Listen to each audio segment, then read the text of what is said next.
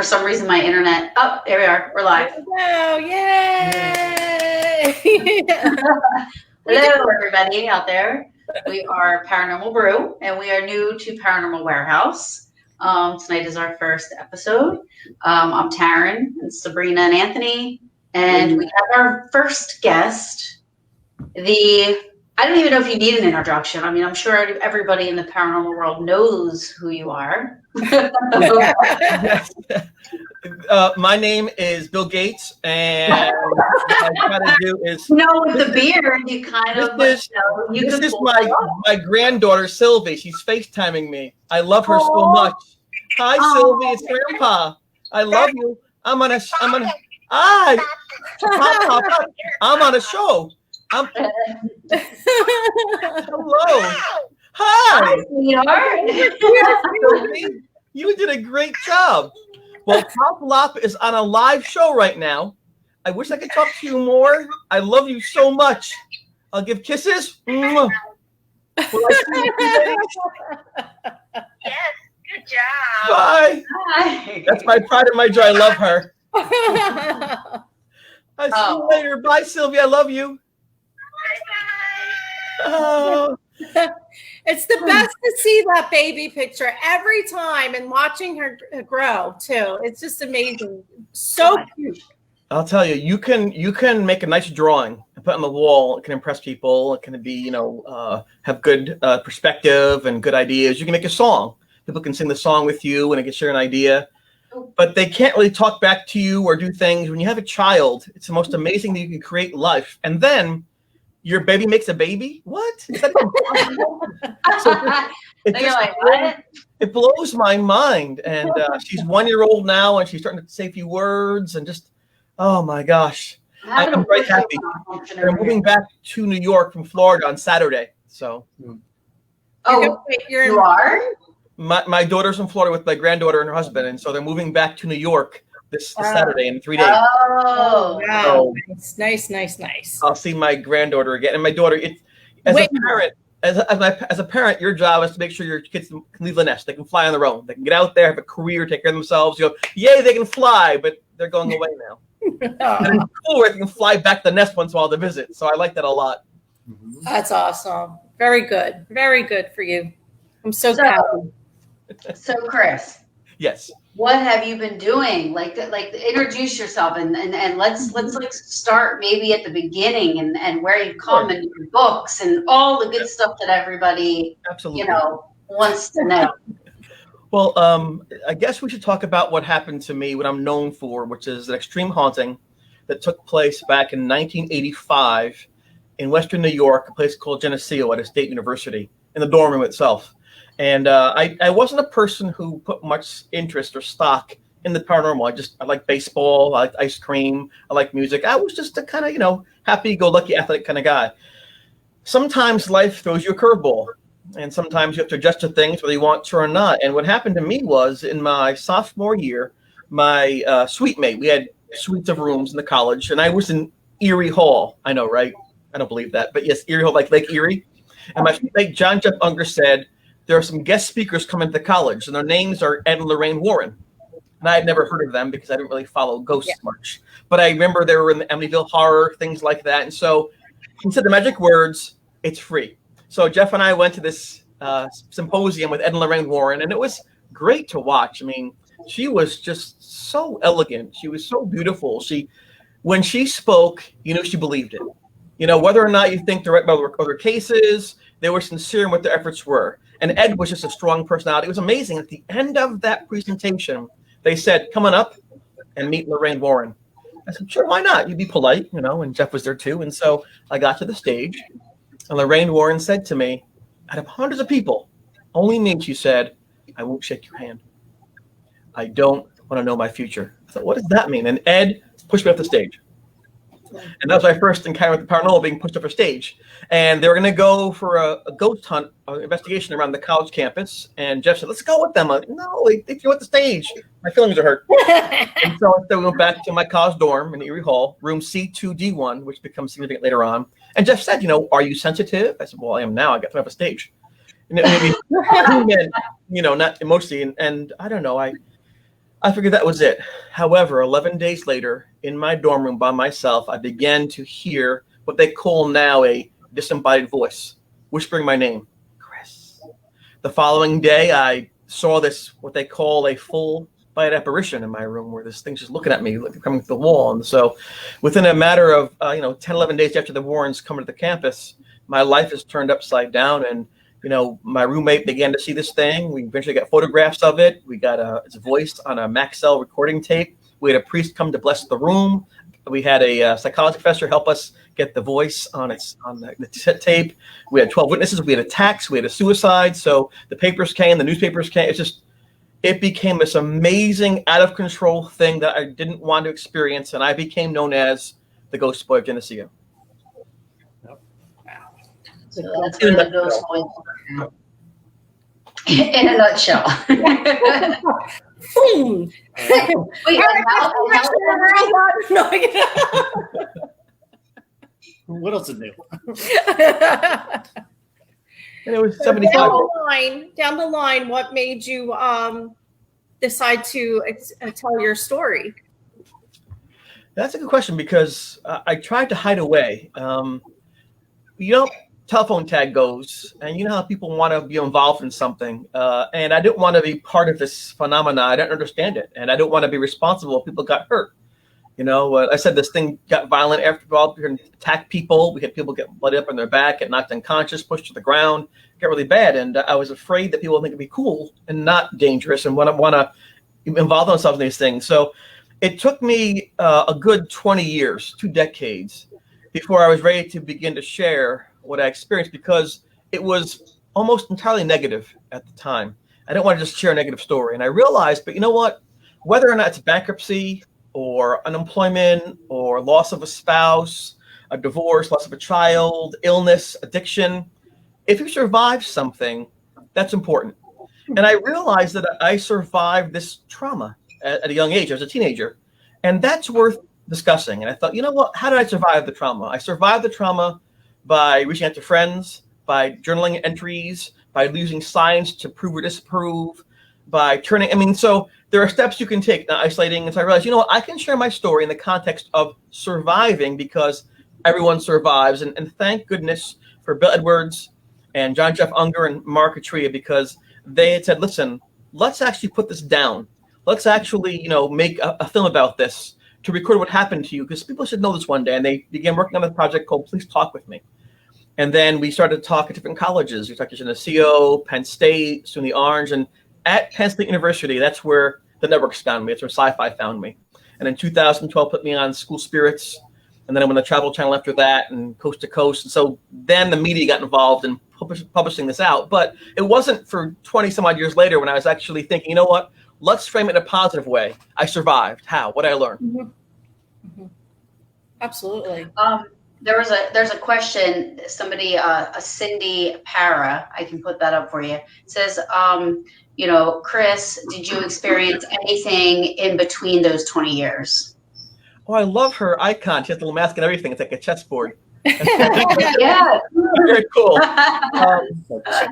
The answer is yes. I think most people in the paranormal will tell you that it's either on or it's off. You can't necessarily control those things, And so in spite of my desire not to see things, I still did see things. In fact, not long after the haunting ended, in 1985, I went on a vacation with my parents. And we're down at Virginia Beach at historic Williamsburg. And my mom wanted to get a picture of me in one of the mansions, and that was kind of cool. And so I'm standing there posing for mom, cheese. And as she's raising the camera, I hear this clock ring 3 times. Bung, bung. There's no clock around. I'm like, I hear it 3 times. I hear a lady scream, ah! And she runs past me on fire. I'm like, ah! I'm like, what? So in the picture, I'm doing this. But only I could do that. Back in those days, no cell phones. And so you sent the pictures to Rhode Island for 2 double prints for whatever 4x6s. And so in August, they came back a month later, and there I was in the picture. There are these 3 clock faces in the air floating, all at 3 o'clock. And you see the back of a woman with her hair on fire. Like, oh my gosh, you weren't kidding. So I knew at that point in time, no matter what I did, I would see these things. So what do? I didn't want to jump into it and explore those things because my experience has been so negative. but it allowed me to understand that these things will continue to happen. And so over the next 20 years, I decided to just notate things, not necessarily involve myself. Because, and here's why: it might sound like it's not intellectually sound or it's not very brave. If you're in high school and you have a date with somebody, and that date hurts you, beats you, is mean to you, you might say, you know what, I'm done for a while. I'm not going to be abused again. I'm going to be on my own, a lobo solo, the lone wolf. So my experience in the paranormal was such for 75 days with a suicide, with the police being called, with people bleeding and everything, was horrible. It was terrible. And so my paranormal view was just such a negative thing at the time. So I didn't want to jump into it. But over the years, you know, when you put space between yourself and the events, you heal a bit. You recognize all the good things. And interestingly enough, have that experience made me a better listener. It made me understand more, judge less, made me more open-minded. So maybe I wish it never happened. It was for the best. Maybe it's just meant to be. So, all right. So do you think that because, you know, your first encounter with anything, meaning Ed and Lorraine, so Ed and Lorraine generally dealt with negative cases. Do you think that encounter probably had set it off that way in the very beginning, you know, where, your interaction with them? Right. That's a logical question, because before that, not much happens. They walk into my life on the stage and have this encounter with them, and within a week or week and a half, boom, this huge haunting kicks off. So there are some people who speculate that maybe they had something to do with bringing something to the school, or maybe that they awoke something there. I was unhappy with the way it went down with them on the stage. I got to talk to their daughter, Judy Spira, a few years back, and it was very enlightening. She said to me, she goes, "Oh my gosh, you're Chris, you're the ghost boy. My mom loves you." And I said, "No, that's some other Chris." No, I'm serious. Let me tell you what happened. And she explained to me that her mom was a psychic. Her mom would read auras. She would get, readings, glean things. And her mom told her that when I got on the stage, that my aura was so strong, she couldn't see anything. And she was I would read her, and she would be able to perform properly, and people would get their money's worth. So it wasn't that they were offended by me; it's just that I blocked her. That she held me in high regard. So here, for 30 years, I said, "Those people's words." But in the meantime, saying from a teenage perspective, I was totally incorrect in how they perceived me and them. And so years later, I was able to reconnect and say hello and things like that. I'm thankful, looking back, that I met them when I did, because I think that would have happened anyway. And I think hearing her words about like attracts like, about shielding yourself, the Christ light and things like that, the things she told us at that symposium, I found myself using inadvertently months later in that dorm haunting. So I'm very thankful that they were there. And, sometimes, that expression, the door closes, the window opens up. And so looking back, I'm kind of happy I had the chance to hear them speak, because it let me know that other people had experiences like that. Oh, wow. And I'm sorry if I missed this, but prior to that encounter, you were saying that when you were younger, how old were you with the picture thing and everything? Was that before? That was right after. That was after. Yeah, that was right after. So prior to that, nothing. You didn't experience anything. Well, just happened. When you're a kid, you don't know a lot of things. You don't know what's right or wrong. So years later, my mom would talk to me and say, "When you were a young kid, you would know things." Right. I'm like, what? Oh, yeah. You were 4 years old, watching the Pink Panther Saturday morning cartoons. Ba-dum, ba-dum, ba-dum. And I was drawing in my coloring book. And I would say things like, "Uh-oh, Dad's hurt." "What, honey?" "Dad got hurt at work. He fell on the steps, tore his pants in his leg." "What?" And they come on 5 hours later with torn pant legs. So I would know things. But she said to me, she didn't make me feel like I was odd or different. So it was kind of like glossed over a little bit. So I didn't feel like I was a freak. But apparently, as a young kid, I would read auras and things I just forgot over time. The only thing I recall is that my great-grandfather passed away when I was 11. When I was 12, I was hitting a baseball around the yard, and I turned the corner, I saw his ghost there, and he went, and I went, "Ah!" But except for that, hallucinating, you know what I'm saying? But that was a very quick couple-second incident, whereas the haunting at Geneseo was month after month after month after day with tons of witnesses and photographs and things. So, and I wanted to disprove it. I was hoping it would be a gas leak, or drugs in my food, or hypnosis, or mass hysteria, or brain food. And the more we did the research, we chucked those off. One thing is left. Paranormal. Wow. So you basically all of a sudden have this.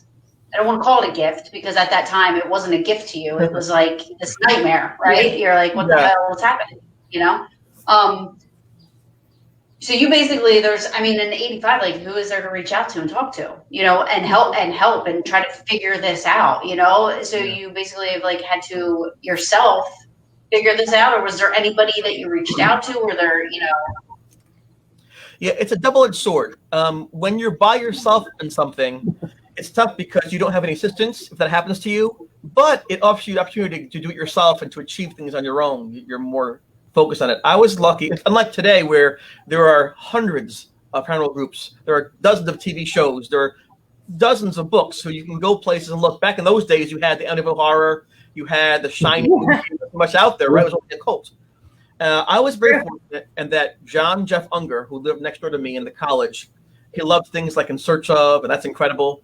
And he loved the concept of esoteric stuff. He loved those concepts. So when I began to see this ghost in my college dorm room and hear its voice, he began to journal that. And every day he wrote page after page journaling because it allowed us to look for patterns. A certain time of day, the temperature outside, which after dinner, we get to analyze causality. And so it was great that Jeff was there. And he always, as a child, wanted to believe in things like, Bigfoot, UFOs, Loch Ness Monster. But as he got older, he realized, I don't know, it's just a fairy tale, And so for me to come running in the room on February 11th saying, there's a ghost in my room, he thought, wow, for him it was an opportunity to see if there was some magic left in life. And he was amazing. He journaled things, he took temperature readings, he had his 35 millimeter camera, he would measure things, mark things on the floor. We were kind of like early paranormal explorers before that was a common thing. And and Jeff challenged me. He wanted to get evidence of the ghost, photographs of the ghost. He wanted recordings of the ghost. He said to me, someday you want this. Someday when this is all over, you'll want this proof people know it happened. Because at the time I'm thinking, I want to forget about this. I don't want to ever think about this again. It's a horrible time. So I was emotional and he was logical. And it worked out well where he could direct my skill set towards situations that would give us evidence or data. Without him, I wouldn't do it. Without me, you couldn't see it. So the two of us worked together like this perfect yin-yang team, just by chance, that worked very well for us, having this hundreds of pages of notes and dozens and dozens of pieces of evidence and pictures and things. So I'm very thankful to Jeff Unger. Just what a great man. So do you still keep in touch with him? You still talk to him? And yeah, my battle buddy. He it's interesting. He's the best. He ended up marrying the director of the film Please Talk With Me. So two of my best friends in the world ended up getting married over time. So, and that's amazing stuff. They live in State College, Pennsylvania, and just they're great friends. And as much as I want to be independent, as much as I want to do things on my own, it's a stubborn trait I have in Aries. I've come to realize that things mean more with people around you. And even if you need help with things, ask for the help. Because then if you get things done in a more efficient manner, there's more time to enjoy life. And so I think part of this is growth too. Part of getting older and living through life is you begin to look at your strengths, you work those, look at your weaknesses and say, how do I compensate or address those things too? And having Jeff in my life and Mara, having been married for 30 years with my kids, grandkids, they make me hopefully, knock on wood, a better person. And I think that's important. They at Central Paracon when we last saw you, there was two people with you. Was that them? Yes. Okay. Yeah. I remember. They were up at the stage with you with the lecture, and they were the first time I've met them. But I was just curious if it was the same people you're talking about now. I invite people to come with me whenever I can. One, it's great company. And two, it allows people who've heard me speak 2 or 3 times now, 4 times now, to get a different perspective on that. So if I get Father Charlie Manning, the priest who blessed the room, to speak, I'll bring him sometimes. I love bringing Jeff along, who was with me during the haunting. Mara, who actually created that film, who did research on that. It's great to have along. Phil Casey, Michael Lewis. I brought a lot of people with me because it adds to the sharing of the experience. And I like that. And sometimes I want to hear from somebody else to see what they thought about that. I was blessed that in 2015, 30 years after the haunting happened, there was a symposium that Bill Edger directed that brought back 6 witnesses of the haunting together in the college. It was great to hear. their viewpoints and how each person has some puzzle pieces, but all put together, it's a greater image. Like, wow. I'm very lucky. I'm lucky to be talking with you right now. I'm lucky that I survived those things. I feel blessed. I really do. Mhm. Oh, absolutely. So are you, so now you're do you still handle cases now, or are you just kind of like, I think, so you wrote a couple books, Yeah. you're doing your thing, but do you still help out with things like that, or are you just doing? I want to use an analogy. When I was younger, I loved baseball. I lived baseball cards, softball, football, everything I could do. I hit the ball so far. It was amazing. Out of all my friends, people played in the baseball team, I hit the ball farther than anybody, but I couldn't throw and I couldn't catch. No good. So I realized that's not the thing for me. You don't need a 22-year-old designated hitter. It doesn't work. So I ran fast instead. And because of my uncomfortable relationship with investigating, I don't do that a lot. A lot of times I'm brought to an event and they compensate me, either hotel room or some, stipend, things like that. They're bringing me there. If they ask me to investigate, I will do that because it's a courteous thing to do. I will never do it on my own. But if they're bringing me on their dime, least I can do is be part of their event, to fundraise for, a heart transplant, for animal shelters, things like that, hurricane relief. I'll always do that, but not on my own. I usually refer cases to other people, and once I screen them through. What I like to do, though, is to talk about the experience I had, talk about the philosophy behind the paranormal, the psychology behind the paranormal, and I like to write books. So it's more of like a college professor type of thing, as opposed to the person out there fixing the telephone lines. I just, it's not what I do best. My goal, as I see it, is to inspire people to appreciate what they have now, to appreciate being alive, music in their life, food in their life, all things that are good now, because once it ends, and we can speculate on what will happen to us, and we have belief systems, and we have levels of proof on these things. But let's face it, it's harder to talk on the other side than it is here. It's harder to listen clearly. It's harder to have a relationship. It's more difficult. So do it now. I mean, it's nice to reach out to grandma 10 years later, but while grandma's with us, pick up the phone. Say how old I am. Pick up your cell phone and do it. Yeah. So I try to tell people, please stop fighting, stop being angry, and enjoy what you have. Yeah. If you live your entire life being angry, it'll fly by, and you've accomplished nothing but aggravation for yourself. Children, I love kids. I'm a teacher for 25 years. Little kids aren't born hating. No. They're born innocent. They like food and music. They dance. You want to see God look in a child's eyes. That's God. That's the most beautiful thing. It's just pure possibility. It's all future. It's all hope. And somewhere along the line, we change and we begin to fear and doubt and hate and separate and divide and attack. So I like to be a positive force to stop that from happening. And listen, even sports, you can have a baseball game between Yankees fans and Red Sox fans. There's a fight in the stands. Like, what? You're punching each other in the face for no reason. That's probably your doctor. That's probably your, it's like, stop. But it happens, and so, and you, of course, realize there's, even in paranormal, there's like lots of, drama sometimes. Oh, goodness. Isn't there? I wish that would stop. I wish people appreciate what we have. And hopefully the one good thing about the coronavirus is we'll move forward appreciating what we have when we have it. Mm-hmm. Yeah, exactly. For sure. Absolutely. So about your books. Yeah. Let's talk about those. All right.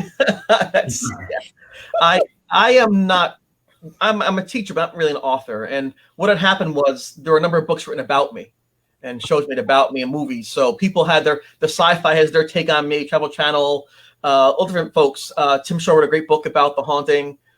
So people wrote about me, but I never, did it myself. And people said, well, how about this? How about you share your own viewpoint? I'm like, all right, if you think. Why not? So Dark Moon Press, that's Eric Werner, asked me if I would be willing to write a couple chapters, and I did. He liked it, and he published my book, Surviving Evidence, which is basically a memoir of what happened. That's been out now for a good 6-7 years, and then this past year, we made a case study.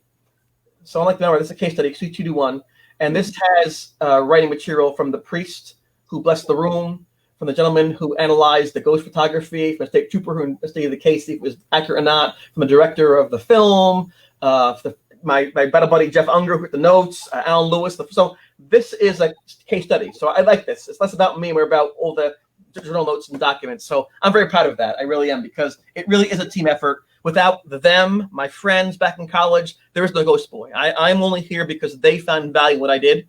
And I want to make sure I say that very clear to people that, make sure you set people in your life who do good things for you, because they don't have to do that for you. Be appreciative of people.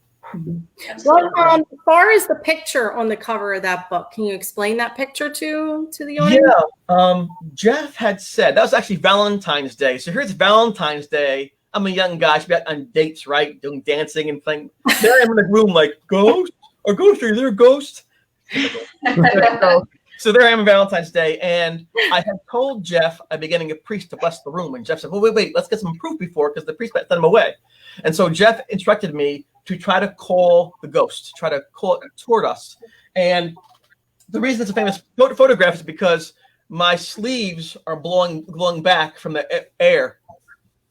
It came at me, made like the cardboard bent. So it shows evidence of this unnatural wind in a closed proximity, closed room. And that became a popular picture. Also, the ghost picture too, which is actually behind me in a frame. Can you see the two monks? The Spanish monks? Those are bookends. Those are in Lorraine Warren's library. And then behind that is a photograph of the ghost, of the skeletal image of the ghost. And that's out there on the internet too. That shows a human skeleton that was above my bed. So again, I don't like those things. Those things scare me. I told you, they're in the pictures. Sure. But Jeff kept them to his credit. And now we have things to show to people. My goal, honestly, is not to have people believe what I say. How do you prove love? How do you prove these things? Maybe you can't. But I let them know that it was an experience that I had. It's experiential. And I learned from that experience.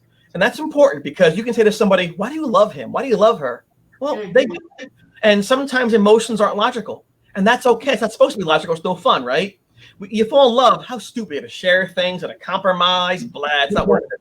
But we take the risk because we want someone to love us. To say, I like to hear you laugh. I like seeing your face. I like the sound of your voice. You make me happy being near you. That feeling is worth $1 billion. And so we take the risk in the hope that someone loves us for who we are. The paranormal's the same way. They can look at me and say, what a fraud, or my gosh, it's so amazing. It doesn't matter. As long as they hear my words to say, appreciate what you have. Take the time to enjoy your life. People, as I said before, go through cancer diagnosis, things like that. People go to war and get their legs blown off in a battlefield. No one wants that. Every night someone gets knocked at the door and the police officer's there saying, are you the home of? Where's my son? Where's my son? Where's my son? No, not coming home, And so life gives us those things. And what we need to do is appreciate the things we have when we have them. Yes, I agree. So I know you have the label Ghost Boy, but I mean, from what you had said from when you were young, do you consider yourself a psychic medium? Do you consider? I mean, do you still have those abilities now? Like, you probably don't remember when you were 4 years old saying dad's jeans got ripped at work or whatever. But I mean, do those things still happen for you, where you are still tapping into that side of it? I can't deny that. I mean, yes, that still does happen. My coworkers say, how'd you know that? I just saw that last night on TV, or you must read my mind. So I don't make a big deal of it, but my friends kind of tongue in cheek. Here we go again. He knows. Because one danger is if they think that you know things, that you can predict things, they depend upon you. What should I do for tomorrow's dinner? Who should I date? What should I do about this playing lottery numbers? Yeah, lottery numbers. Nobody's 100% correct. I want people to make mistakes because of my thing. So I try to downplay that. I guess I'm a psychic large, so I'm kind of overweight now. But yes, I don't know how you'd say. I guess I'm sensitive. Like Lorraine Warren said, I'm sensitive. Oh, so he is a dog whisperer too. Oh, really? So one of my memorable moments with Chris here, and all the years that I've run into him with the paranormal events, there's this one time that sticks out to my mind, and it was Ocean Con. And here goes Chris diving under the table and crawling to the dog in the stroller. Remember the dog? He was just in the stroller, and you were on your fours, and he is like boo, and talking, woof, woof, woof. Yeah. 15 minutes doing this on his all fours on the lawn, talking to this dog. So yes, he's also the dog whisperer. It was a nice thing. The dog was having a tough time, so I wanted to make it was like 104 degrees out, and so I just wanted to make sure the dog knew it was okay. When your face comes to mind, I don't think of the ghost boy. I think of the moment you were talking to the dog in a wheelchair. And oh my god, in a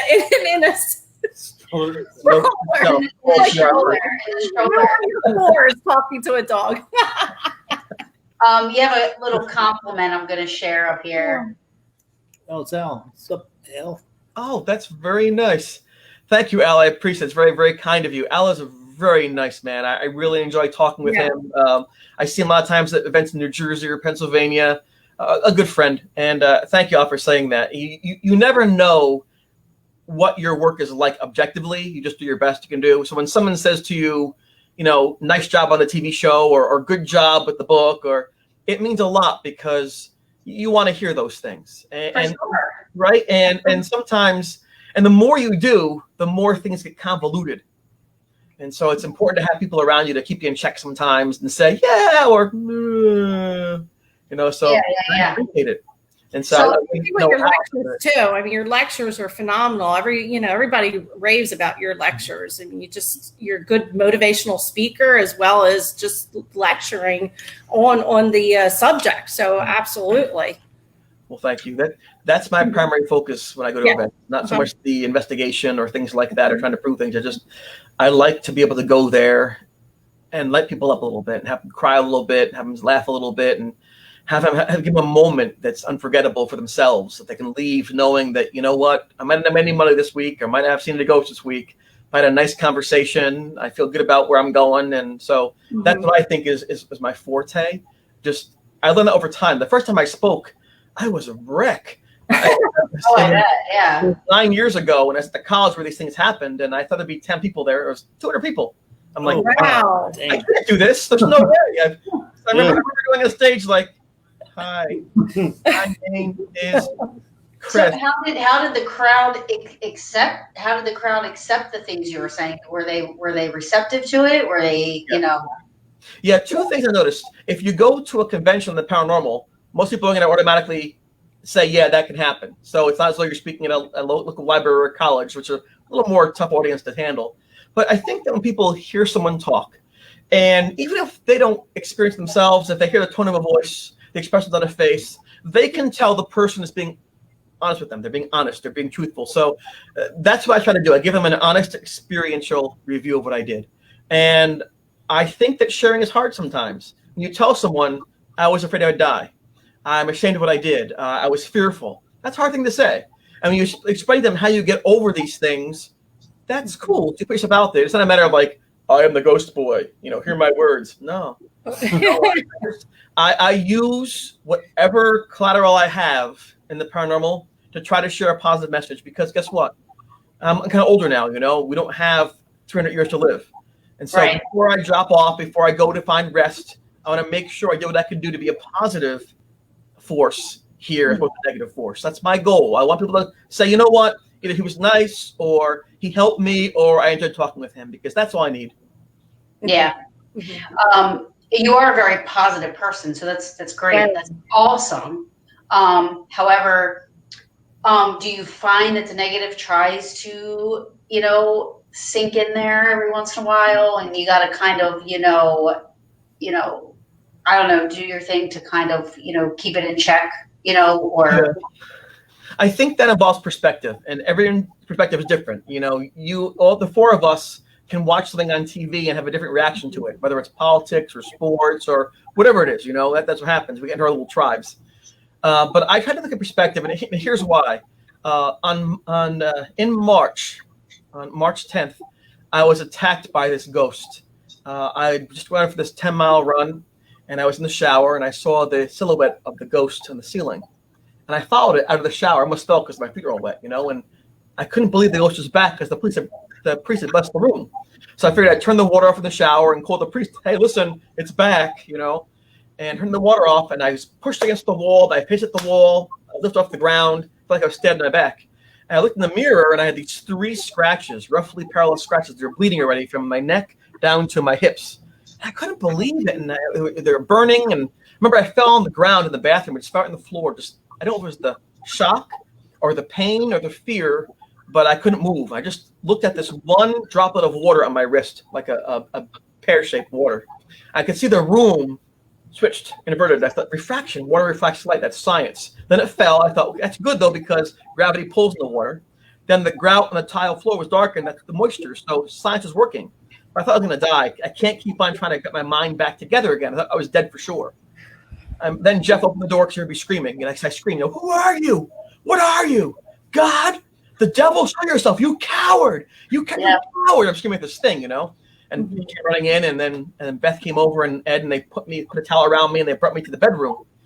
And they saved me at that moment. And I remember thinking, I didn't even bother to pray, because look at all the concentration camps in World War II. Millions died, and they probably prayed, and they had hopes and dreams. They fell in love, and they had worries, and God didn't save them. So what can I do? I just accept my fate. I don't want to die, but how do you live? And I remember that Jeff had his camera out, and he wanted to get a picture of the wounds in my back. I said, no, Jeff, please don't. I don't want to see that again ever, And he said, the light is fading. This is important. I said, Jeff, please, if you're my friend, you won't take that picture. I needed a friend first, not be the ghost boy. I wanted to be a friend before the ghost boy. And he said, I'm your friend. And he put the camera down. In that moment, I realized, you know what? Friendship first. And he cared about me more than anything else. And I realized, keep that in mind, Chris, because in the future, someone will need you. Someone will need you in the future. So be there for them first for your own needs. And so Jeff's an example for me about that. So in spite of all the negativity, I know it's possible to be good. I know it's possible to do the right thing. And I'm very proud of a lot of people who do that every single day. It's easy to hate. It's harder to love. It's harder to build. So I see what's happening in the world today with everything being torn down and blown up. And it's horrifying. Martin Luther King, MLK, changed the world by saying, turn the other cheek, by forgiving, by praying. We're not the bad ones. They are. The world will see that. And he transformed society. The Civil Rights Act. We had our first African-American president. Society's been transformed. And it's not where it needs to be. But what a difference when I was a little kid to now. I'm so proud of the advances we've made. And you don't make advances by destroying and hating and cursing and blowing things up, because all you do is put hate in people's hearts. And that kills me. I teach special education in a minority school district. I tell the kids, please heal. Please forgive. Please make things better. Please inspire. You be the change you want to see. And I believe that. And I have to tell them, I know that people are angry right now, but taste your food. Put the music on. Listen to the song and the words of the music and just dance and smile. Breathe the air in. And together, you and I will make it better for everyone around us. We will work for equality, work for opportunity. We'll do these together step by step. We'll open minds, not close them. And maybe I shouldn't say that because it's a very political hot button thing, but I still believe in love. I really do. I still believe in hope. And I still believe that we all bleed red. Yeah, absolutely. But it's very tough to stay positive right now, especially, if you are empathic and you're very, you feel the energy that's just going on outside, you know what I mean? And it's so tough. Like there's been days where I just want to run away and not even deal with, anything. And you lose sight of, like what you said, behind my closed doors, it's peaceful, it's happy. I have my fur babies, I have my, this and that. But the TV hasn't been on, the news hasn't been on. I can't, it's like I can't do it, because it's just so. It's bad, the way it have an effect on you. You find yourself, we find ourselves at a crossroads. Really, this is a time for us to challenge ourselves. Can we talk about positivity, about power unity? We talk about doing the right thing. Well, guess what? Now it's time to put up or shut up. Now's the time we have to say to ourselves, can I walk the walk? And no one likes to have to do it, but now is our chance to show people, yes, we mean what we say. I was a caseworker before I was a teacher. And in 1996, I took a young girl who was 7 from her father. She had been abused. And I put her in her foster home. And eventually we got her adoptive home. She reached out to me last week. She'd been looking for me for almost 20 years to say thank you. What a great message that was to hear from her. She's in the military 7 years. She's happy. She's healthy. She beat the odds. And so, it sometimes you don't celebrate the good things, and we should. I think it's very important. And I would just tell people, you walk your own walk, but please, now is a chance to come forward and do your thing. Whether it means to heal through words, through music, through gesture, through soup kitchens, through education, through spiritual readings. Now is a time for us to step forward as a positive force and say, you know what? Let's do some good. Absolutely. And I do think, it starts with the educators and the teachers and the schools. I mean, okay, it starts with your parents at home, obviously. Yeah. You know what I mean? Like, nobody is born to hate, or nobody's born that way. So, it does start within the home. But then, half your life, you're going to school every morning and you're learning history. You're learning where the world started, where it came from, So I do think that's a big part of it, that what they're teaching in the schools now, and, how they're teaching it. And, I'm not a teacher, so I can't really say. All I do is I just hope and pray that, there's going to be teachers out there that take that bold step to say, this is what happened. It's not here, it's here, Being a parent is a lot of work, especially a single parent is a lot of work, and it's very difficult. But to my mind, there's no greater job opportunity than being a parent, because you can help to shape and mold an individual. And any teacher will tell you the most important part of education isn't the lesson plan, isn't the seat time, it's the home life. It's how they are treated at home, how they learn at home, what their role models are, and there again, when someone becomes a parent, it's important to step up. You made the choice, you brought someone into the world, please do the best you can to be a positive role model and try to love your kids, try. So all the things that we complain about, and we should, because things are tough. We're human. We make mistakes of error. But most things to complain about are probably important. That means you care enough about them to say, this sucks. If we didn't care, we wouldn't say anything about that. So like I said, I've learned over the years and I get angry sometimes. No one really knows it. And I get that either. But I always try to find ways, because listen, I've been blessed. I had two parents. Both parents stayed married. They raised us together. What you need will give you. What you want, you earn. Fine. They told me, be a good person. I had grandparents, sisters. I got to go to college. I got to, run in national meets. I've had so many things given to me, afforded to me, but things I didn't do myself. So I appreciate that, so I don't judge people. I don't judge. But I do tell people, listen, if you had a tough early life, move beyond it. Yeah. You know what suffering is. When you have your children, don't do it to them. And it feels so nice to give your child what you didn't have. It's the best feeling in the world. You're a hero. Our heroes and role models are people who are born rich and stay rich. Our heroes are those who overcome adversity, like Helen Keller, who, the people who overcame poverty and racism and injury and disability and all these things. Those are our heroes. And not that we're all going to be heroes ourselves in that capacity, but we all can be in some small way. Yeah. And I'm collecting cliches. I'm sorry. I work with school children, and I try to teach them, in different ways that are concrete. But I let them know that, your life is a book. And maybe chapter 1 is terrible. Chapter 2 is worse. This is chapter 3. You write it down. You decide what the day will bring to you. And what's your goal? How will the book end? Let's work towards that. Is it vocational training? Is it a college education? Is it meditation? Is it improving your diet? What will get you where you need to be so you're a happy person? And because education is not just books. It's about the whole person. Mm-hmm. I can stand there and put charts on the board and do lesson plans and show videos. If the student is at home in their head, or with their boyfriend in their head, or with their disease in their head, I have nothing.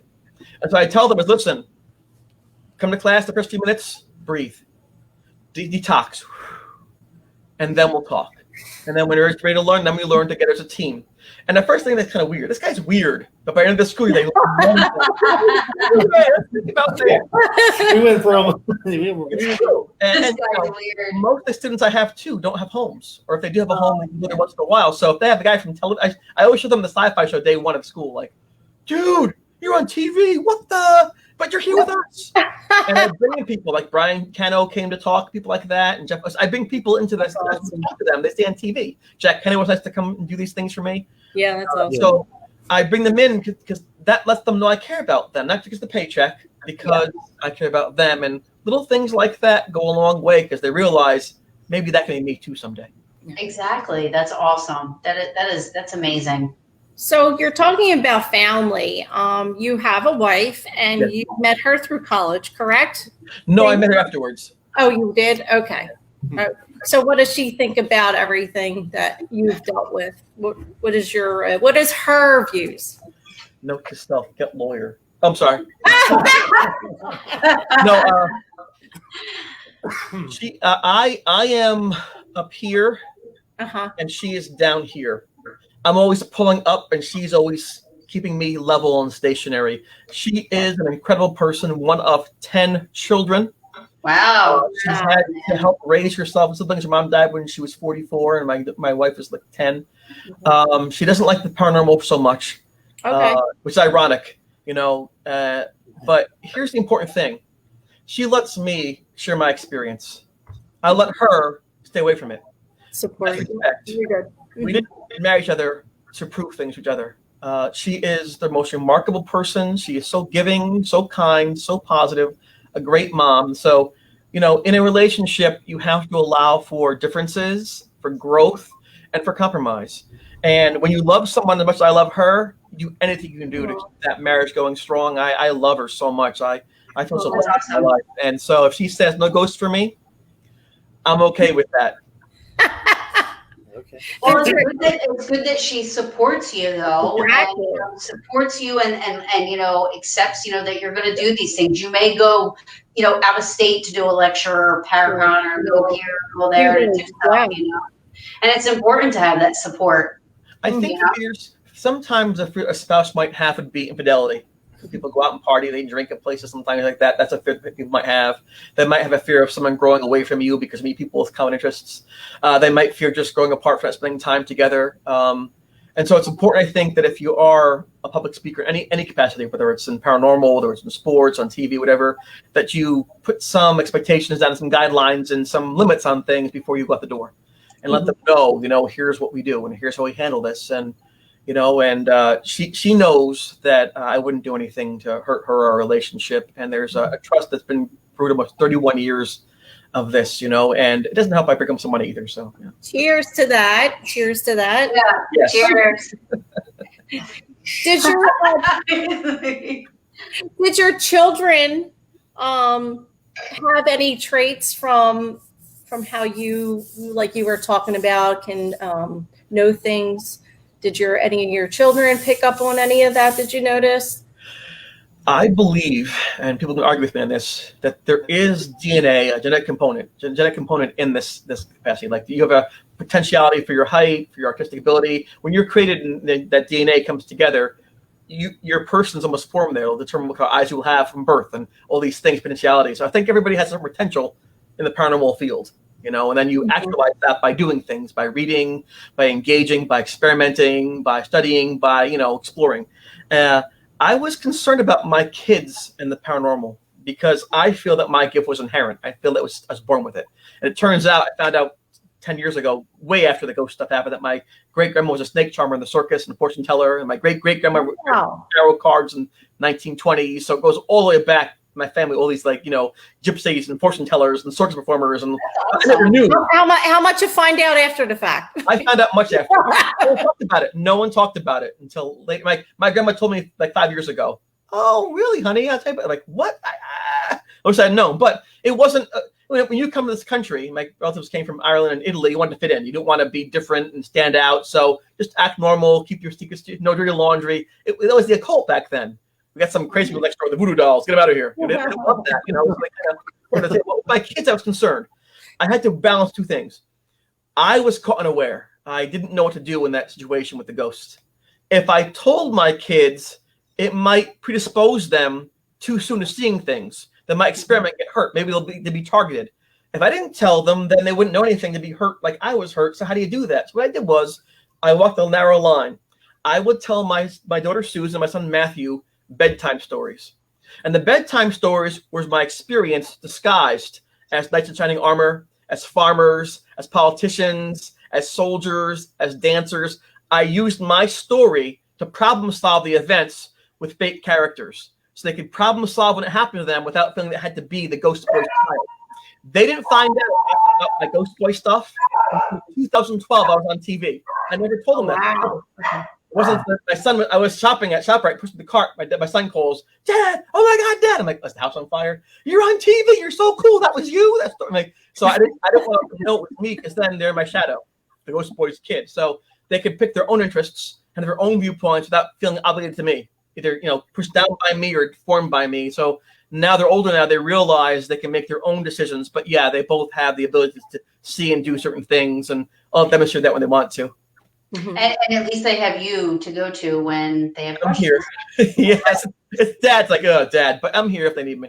Yeah. I feel like that a lot of people, like when we were like our era, I think our parents were very guarded when it comes, and especially with type of religion we were from, was guarded on any paranormal. Like, so if you said you saw something, whatever, they were like, oh, it's your imagination. Well, you're this, or you're this, or Meanwhile, they're in having some wine, using the Ouija board with their friends on Saturday night, in the other room, or doing seance.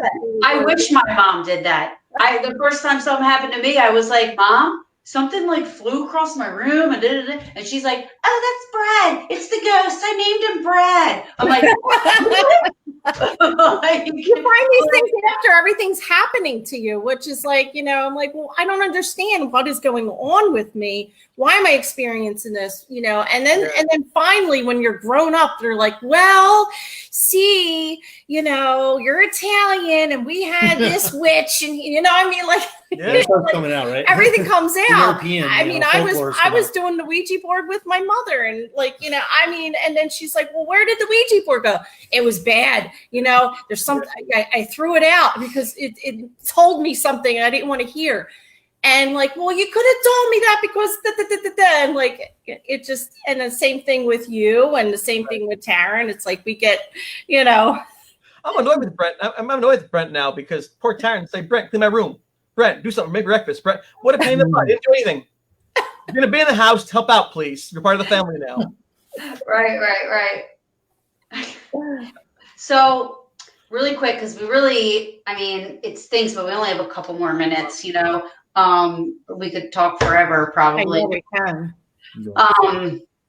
Just if you, give us some, your books, your DVDs, and anything that you got coming up, where you're going to be, any lectures or anything, or if you're, Yeah, I think the COVID-19 thing has postponed most things that were going to happen here, but there's still the Gettysburg Battlefield. Yeah. We'll be there. I'll be there, and that'll be nice to see people. This is the DVD. Please talk with me. It's a docu-horror. They use the notes that Jeff took and the photographs to make. Basically, it's a day-by-day experiential thing that Syfy liked. Syfy made their show after looking at this, so they can get that at cdproductions.com or ptwmthefilm.com. Then there is the case study of the haunting, C2D1. They can get that from me on Facebook and sign up for them on Facebook, or they can go to cdproductions.com. I should know these things, shouldn't I? I'm looking at sales thing. I just want to say, though, that those things are nice, but what I like most is people's interactions with me and learning and exploring those things. I want to thank everybody listening in today and watching in today. I think it's imagine that I'm lying on the bathroom floor, 25 years ago, 30 years ago, I think I'm dead. And now I'm talking about experience, having survived it with cool folks like you on the internet, being listened to and watched all around the globe. So it's pretty cool how bad things can be turned into good things. And I met a gentleman at the Steamtown Mall in Scranton, Pennsylvania, about 4 or 5 years ago, just walking through. And he said to me, oh my gosh, you're the Ghost Boy. Holy cow, you're my hero. He liked Luke Skywalker, Spock, and the Ghost Boy. Oh my gosh, that's amazing. What was it like? Because he said to me, read about me in the paper. There's an article about me in college talking with the ghost. It was kind of cool, and he'd wrestle and say, I am the Ghost Boy when he did his finishing move. So I looked at him that I felt alone. I felt different. I felt like a freak. I felt out of control. But you know what's cool about that? There was someone I didn't know at that time who was hoping for me, rooting for me, praying for me. You just don't know. There's always someone out there who put their hand out. They may look different than you, sound different than you, or think different than you, but take the hand, take it. Because in doing that, you're still here, and you put your hand at somebody else and keep that chain going of giving a helping hand. And so it taught me a lesson that even if you think you know everything, there's always somebody out there who will help you out, who will listen to you, who's there for you, whether it's a friend or a relative, a coworker, a neighbor. But you just have to put your cup out to be filled, and I think that's very important, and that's what I'd like to share. Yeah, no. So Bill Freeman says, hey, and he also says you'll be at Selma. We'll be at Selma too. Great guy, yes. And then I think one more last question there, Taryn, if you want to highlight. Yeah, Chris, will you be giving any virtual lectures? I never thought about that. That's a good idea, right? Ding, ding, ding, ding, ding. Very cool. I'll have to get my puppets with me. I don't know. I guess no one's. I guess that if people would like me to do that, I can think about doing something like that. I'd like to bother people in their living rooms, in their homes. So I don't mind doing it. I'm actually a kind of quiet person. I don't go out a lot. I don't do much. They kind of pull me out to an event and pack me out of the box. I talk, I entertain, get back in the box and go home again. So that's just kind of how I am. I guess I watched too much Elvis movies as a kid. But so I would never push myself on that. But when you reached out to be in the show, I said I'd love to be in your show. It's the first one. It's the first one. I jumped at the opportunity because you are good, great people. I love you guys. Thank you so much. That means a lot, actually. Thank you so much. Same here. We adore you, and we were just so happy that you were able to do this for our first time on Paranormal Warehouse. We're like, it has to be Chris. It has to be okay. Let's open. I love that song. So grateful. Harry Styles. We're so grateful. I love it. I adore you, Harry Styles. Listen to it. It's a great song. Yeah, and it doesn't have to be the last time. You can always come back on again, and I'm sure we'll have plenty of any promotions or anything you want to do, a new book, a new DVD, anything. Yeah, let us know. We would love to have you again. Absolutely. That's nice. And if you feel that I give something to your program that is worth your while, I'll always come on and talk with you. It's a nice thing for me. Awesome. Yeah. Well, unfortunately, it's about that time already. I know. It's crazy how time flies. But I think it's awesome you'll be at the bash. We'll be there too. Yes. Looking so forward to that. Me too. And Selma. Yes, with Bill. Yeah, Sabrina and I will be at the Conjuring House August 14th. Very cool. August 14th with PCINJ. So we'll be there. I'll be going live, from there and everything. But so yeah, I'm looking forward to what's in store from here on out. So I appreciate you being our first guest. Everybody, my pleasure. Everybody was excited we were going to have you on. So and they all love your beard too. They do? Yeah, everybody was saying, there was a lot of comments about that beard there. It's a stick on. Like Kyle Burnett show, and it comes off. I had a blast. I hope I did okay. I don't know. It's just, you did amazing. Everybody did great. Always amazing. We're unscripted. You're like a coffee. You're like, get us going. And guess what? I got my little granddaughter on camera. Like, woo! That was the best. That was a great introduction to our short show too. Because I that face. Oh my gosh, that face is adorable. She's like, hi. I'm like, oh, I love her so much. Aww. I'm happy she's coming back. Me too. 3 days. 1, Yes. 2, 3. I'm bad at math. I can figure that much out. Well, I love you guys. Thank you so much. Love you too, Chris. And thank you so much for your time. We really appreciate it. Bye out there. Everybody who watched us. Thank you. Bye. Cheers. So let's see. So I just want to thank everybody really quick. I mean, we have, I think, judging on this time, we have like 30 seconds or a minute, I just want to thank everybody for joining us. We'll be back next week. We have a medium coming on. She's local in New Jersey. And she'll be on next week. I just, he was great. He was awesome. I wanted to ask him about the movie The Entity, and I didn't get a chance to because that movie has left a mark in my head. And for some reason, when he was talking, that movie was just in my head a lot. I don't know why, but I'm sorry. Did I talk too much? Huh? I said, I'm sorry. Did I talk too much? No, not at all. It just, I figure, that's another show, but because that movie is like, how Definitely when when you see him at the bash, I'm sure you could go on about that too. yeah, for sure. Definitely. So it's about that time. But I want to thank everybody, and especially want to thank Daryl, for coming on our show a couple weeks ago, and then reaching out to us and asking us to come onto the warehouse. So we're all grateful for that for sure. I hope you guys join us next week. We'll be here every Wednesday, 7 to 8. Thank you guys. Ciao. Arrivederci.